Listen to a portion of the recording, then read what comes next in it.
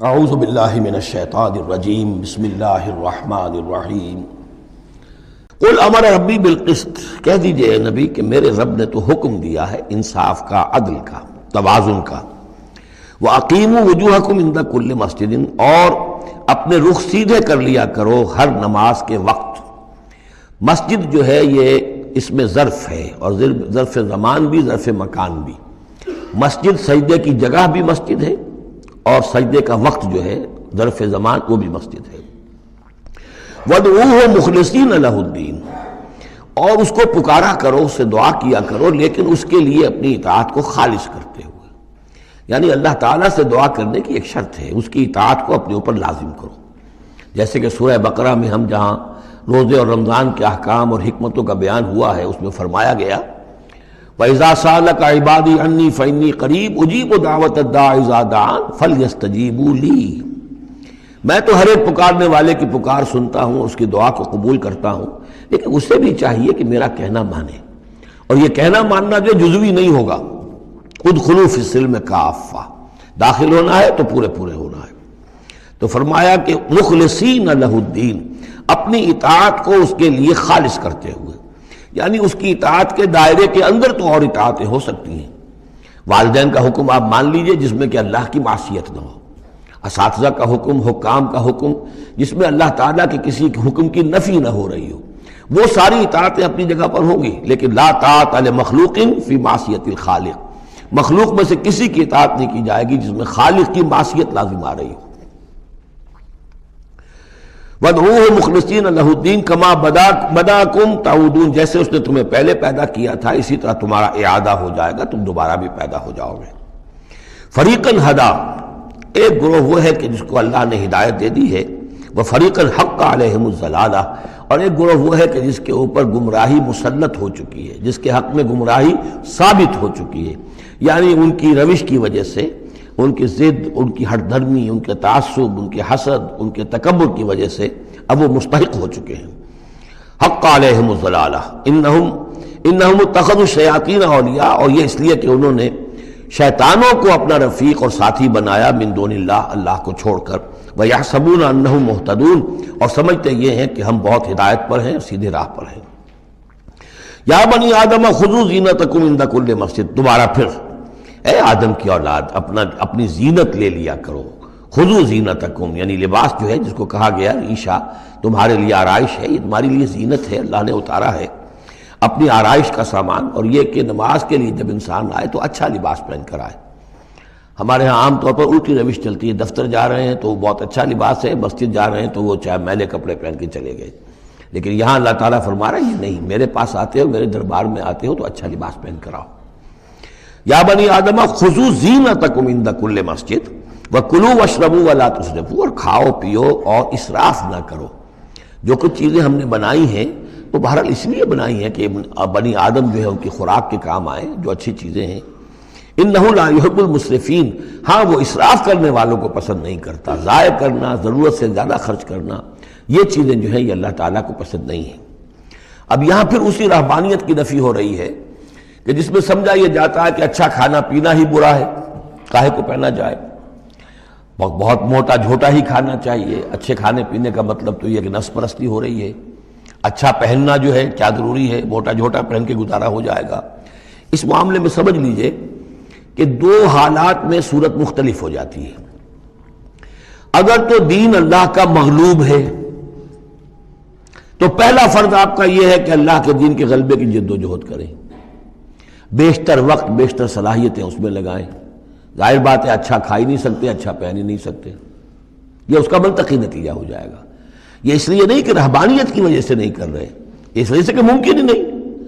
آپ اپنے اسی وقت کو لگائیں گے زیادہ کمائی کے لیے، محنت کریں گے دنیا کے لیے، زیادہ کمائیں گے تو اچھا کھائیں گے، اچھا پہنیں گے۔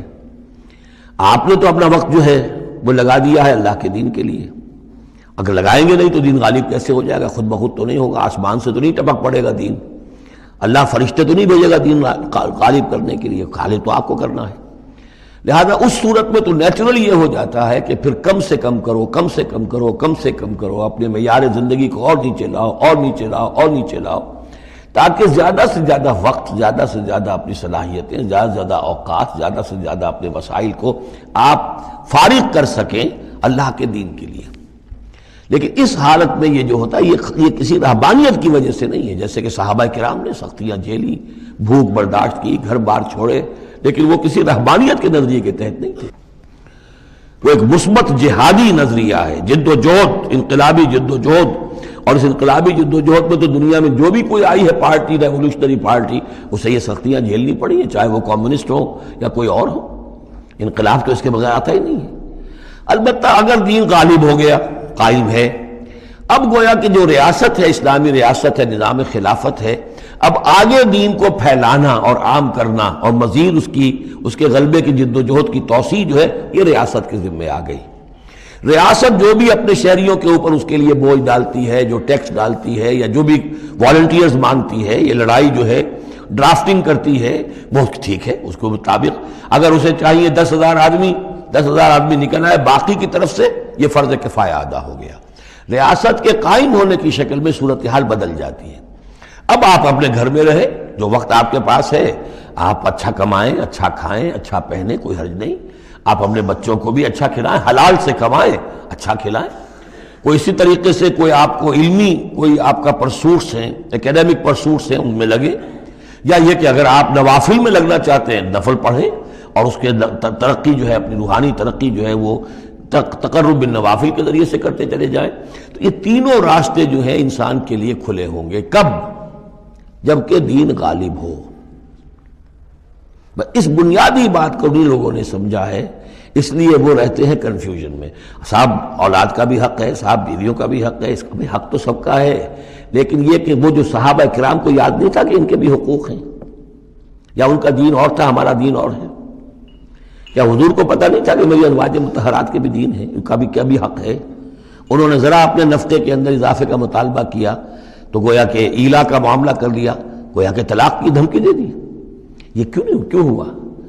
کیا ان کے جو خاندان والے تھے ان کا حق نہیں تھا؟ ان کو وہ چھوڑ کر آ گئے مکے میں، اور بھیڑیوں کے حوالے کر کے آ گئے، گویا کہ قریش کے سرداروں کے حوالے ان کے رحم و کرم پر چھوڑ کر آ گئے نا مدینے، جن کو ہجرت کا حکم ملا ہے۔ یہ ساری چیزیں دن میں یہ ہے دو شکلیں مختلف۔ ایک ہے دین مغلوب ہے تو پہلا فرض ہے یہ کہ دین کو غالب کرنے کی جد و جہد کرو، ایک جماعتی زندگی کے اندر منسلک ہو کر تن من دھن، ان صلاتی و نسکی و مایایا و مماتی للہ رب العالمین، کم سے کم نکالو اپنے لیے، کم سے کم۔ اب ظاہر بات ہے اس میں تو پھر کم سے کم پر ہی گزارا کرنا ہوگا، صرف سبسسٹنس لیول جس کو کہا جائے، اپنے آپ کو برقرار رکھنے کے لیے، تاکہ جسم اور جان کا رشتہ تعلق جو ہے برقرار رہے، کام کر سکے آدمی۔ ہاں جب دین غالب ہو جائے اب مسئلہ بالکل مختلف ہو گیا ہے، اب ریاست ہے، اور ریاست نے اپنی فوجیں بھی رکھی ہوئی ہیں، جو بھی ذرائع ہیں، ہاں جب بھی ضرورت ہوگی وہ شہریوں کو بلائے گی، اس وقت حاضر ہونا فرض ہو جائے گا۔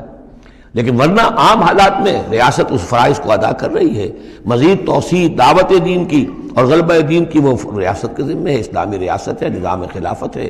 اب آپ جو ہے انڈیویجولز کی حیثیت سے اپنے کاروبار میں لگ جائیں، یا کوئی شخص اپنی روحانی ترقی میں لگ جائے، کوئی شخص یہ کہ دولت زیادہ سے زیادہ کمائے اور وہ اس کو ثواب کے کاموں میں صرف کرے، کوئی شخص جو ہے کسی سائنس میں، کسی اور شعبے میں اسے علمی دلچسپی ہو جائے، تحقیق کے کاموں میں، سارے راستے کھلے ہوں گے۔ اس صورت میں اچھا کھانا، اچھا پہننا کوئی حرام شے نہیں، تو جبکہ رہبانیت اس حالت میں بھی اس کے لیے کوئی گنجائش نہیں چھوڑتی، تو یہاں اس کی نفی کی جا رہی اس رہبانیت کے نظریے کی۔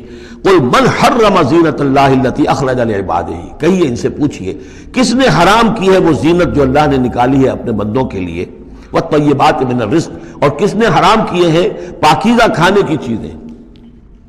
قل ہی للذین آمنوا فی الحیات الدنیا، کہہ دیجئے یہ تمام چیزیں دنیا کی زندگی میں بھی اللہ تعالیٰ نے تو اہل ایمان ہی کے لیے بنائی ہیں، خالصتاً یوم القیامہ، ہاں دنیا میں وہ کفار کو بھی دے رہا ہے، تم بھی کھا پی لو، برت لو یہاں پہ جو کچھ کرنا ہے، اس لیے کہ آخرت میں تمہارا کوئی حصہ نہیں ہے، البتہ آخرت میں جا کر یہ تمام اچھی چیزیں خالصتاً یوم القیامہ، قیامت کے دن تو یہ خالصتاً جو ہے اللہ کے اہل ایمان بندوں کے لیے ہو جائیں گی، پھر کافر کو کوئی شے نہیں ملے گی۔ کذالک نفصل الآیات، اس طرح ہم اپنی آیات کی وضاحت کرتے ہیں، لقومی یعلمون، ان لوگوں کے لیے جو علم رکھتے ہو یا جو علم حقیقی حاصل کرنا چاہیں۔ صدق اللہ العظیم۔